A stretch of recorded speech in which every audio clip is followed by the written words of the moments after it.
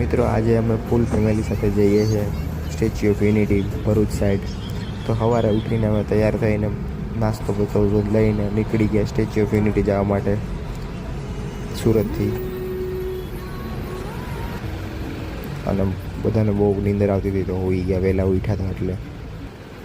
પછી અમે પહોંચી ગયા સ્ટેચ્યુ ઓફ યુનિટી. તો ત્યાં બસથી અમારે જવાનું હતું, તો બસની રાહ જોતા હતા અને બસ આવી. પછી અમે બેસી ગયા અને પહેલી વાર હું તો આવ્યો તો સ્ટેચ્યુ ઓફ યુનિટી, એટલે બહુ મસ્ત દેખાતી હતી જગ્યા. લોકેશન બહુ સારું હતું અને બસની સુવિધા, ગાડીની બહુ સારી સુવિધા છે ત્યાં. અને અહીંથી મૂર્તિ અમને નજીક દેખાતી હતી અને બહુ મોટી મૂર્તિ દેખાતી હતી. પછી અમે પહોંચી ગયા સ્ટેચ્યુ ઓફ યુનિટીની નજીક, પણ એને જોવા જવા માટે લાઇનમાં ઊભું રહેવું પડે, કંટાળી ગયા હતા. એટલે મેં ચશ્મા અને ટોપી પહેરી લીધી. પછી અમે ત્યાંથી નીકળીને પહોંચી ગયા જંગલ સફારીમાં, અને પેટ ઝોન હતું એટલે અમે પહેલાં આવી ગયા જંગલ સફારીમાં. જંગલ સફારીમાં અમારે એન્ટ્રી ટિકિટ લીધી. પછી અમે વાઘ જોયો,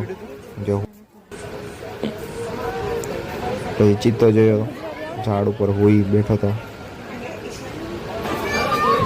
વાઘ અમે હોઈ હતા, સિંહણ હતા, એક સફેદ ટાઈગર હતો. પછી અમારે આગળ પક્ષીઓને જોવા માટે અમારે લાઇનમાં ઊભું રહેવું પડ્યું, ગાડીની રાહ જોઈ. 1 કલાક પછી રાહ જોઈ, પછી ગાડી આવી. એમાં ગાડીને બેસીને નીકળી ગયા સફારી કરવા માટે જંગલની. પછી રસ્તામાં આવી ગયો હિપોપોટેમસ. આને જોઈને મારે એક દોસ્તાને યાદ આવે, પણ નામ લેવાય નહીં.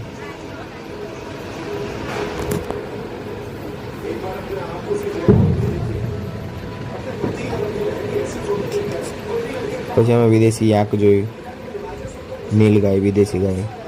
પછી મને ગરમી લાગી તો માથું ધોઈ લીધું. પછી અમે પક્ષીઓ જોયા, અલગ અલગ વિદેશી પક્ષીઓ હતા.